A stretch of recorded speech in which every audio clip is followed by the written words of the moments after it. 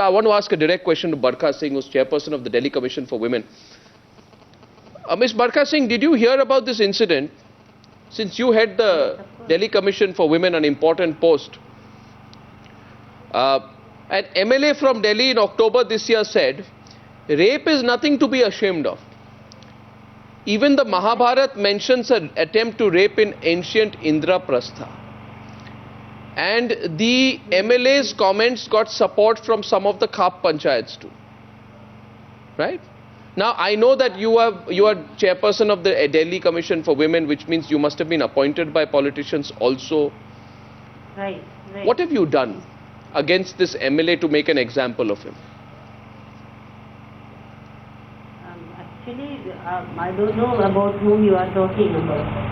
But in my commission, we are working and we are for this case. We should not politicalize this, at least this situation, because today we are on the case which that girl is suffering from the very critical situation. Ma'am, the thing is, my simple question to you is, can the Delhi Commission for Women take on politicians who appoint them? Of course. Today, if a political party appoints you as chairperson of the Delhi Commission for Women, does not give you any powers, then is this just a cosmetic body? Is it just a cosmetic body? What is the value of the Delhi Commission for Women?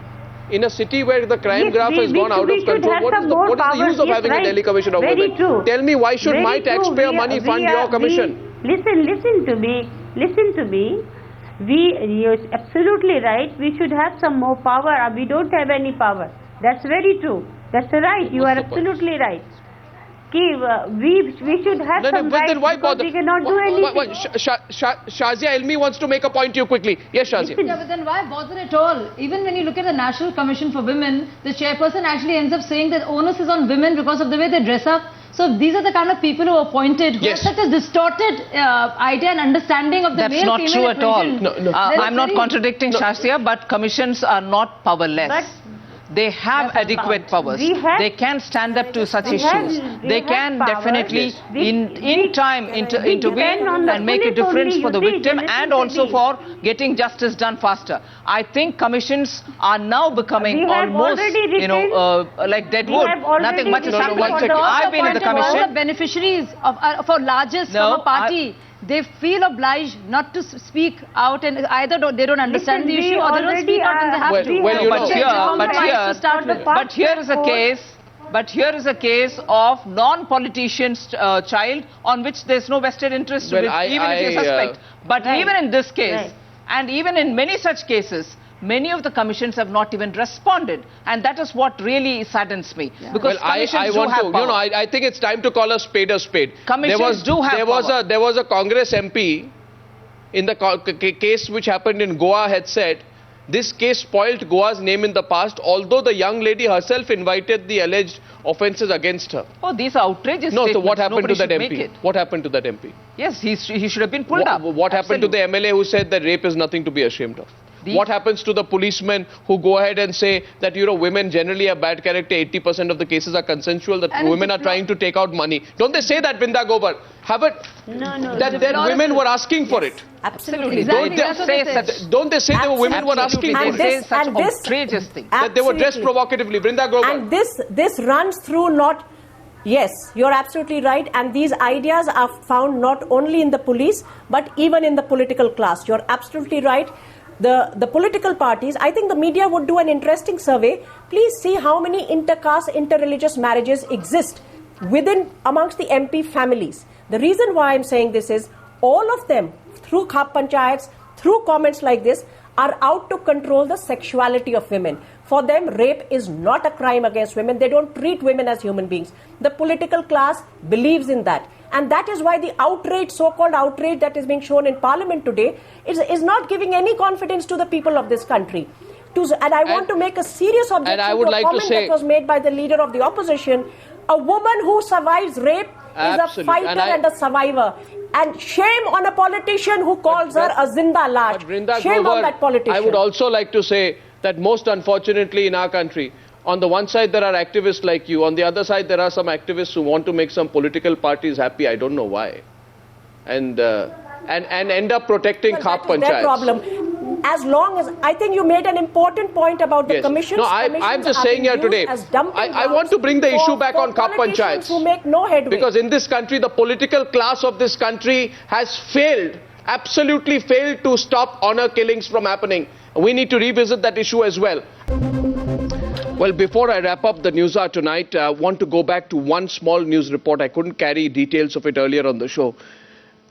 This has happened in Bareilly. The latest case of honor killing. A man has beheaded his daughter for having an affair with a boy from the same village.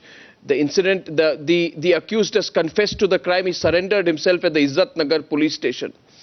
Now, my straight question here is, this has happened in Uttar Pradesh. No political party in our country has the courage to take on the Khap Panchayats. Are we right here, Shazia? They don't have the courage. Absolutely. Political expediency. Because it's such a patriarchal feudal system, they don't want to challenge that. So my question to Nirmala is, tomorrow I'm told the BJP in Delhi is having a huge congregation at Jantar Mantar. You have a right to do that. But when will the BJP carry out a demonstration, sustained campaign against Khap Panchayats? Well, I think BJP has been openly saying a lot of things about Khap Panchayat, irrespective of the fact that we have a very strong unit, but we don't hesitate to call these kind of, dictas coming out of Khap Panchayats as a complete out of the framework of law. Because when we are asking the question... We are not at all supportive of the Khaps, especially when these kind of honor killings... One is lip service, it's bad, but the other thing is to take these people on the ground. Yes. That you don't do. No. What is taking people on the ground? We do voice up. No, challenge the people. Name and shame. We've been campaigning against them. Will you pick up the Bareilly case? I'm sure the party there will take it up, and each one. Will you take up the case with your top leaders? I will definitely go back to say the outrage which has been voiced here. Why won't I? Then I will share the details with you right after the program. Yes, certainly. I thank you for saying that here. And I'd like to go back once to Vrinda Grover before I wrap up tonight. Vrinda, Khap Panchayats. Rapes on the one side, but honor killings also on the other. Yes. Can we please call them dishonor killings? They are not honor killings. Please stop using this term. It's a dishonorable murder that is committed by family members. And once again, it comes to exactly the same point. The whole attempt is to maintain purity of caste and class and to control the sexuality of women. The autonomy of women is not being permitted. The political class is completely and totally steeped in this. Political leaders will cater to this because they think those are their vote banks. BJP leaders have been known to support sati. They did not take action against them. These are words that are said at TV studios. They are not followed up. I would request you to ask one question both to the political party and to the DCW member. So we've spoken about outrage of politicians today. Do they even know that there's a criminal law amendment bill pending before the Lok Sabha which is changing the sexual assault law of the country? The women's movement is opposing the bill. They are going to make sexual assault a gender-neutral act, a gender-neutral crime by which a woman can be accused of rape. Is it anybody's case that men are facing sexual violence in this country? Did we hear a word about that in Parliament or any media channel? I don't want to take a position, but I'd certainly say in a country where you have a 19th century part of your law which is used there to protect rapists, to talk about changing the law to make it gender neutral is, it defies any a definition of being ridiculous here. But yes, Vrinda, I stand corrected. We will not use words like honor killing and eve teasing when we are talking of perversions. I thank you for correcting me there. Thank you very much, Vrinda Grover, Shazia and Nirmala Sitharaman for joining me on this debate tonight. The debate continues. We will take all your feedback and take it to the representatives at the National Commission for Women and the Delhi Commission for Women. I'll see you again tomorrow at the same time.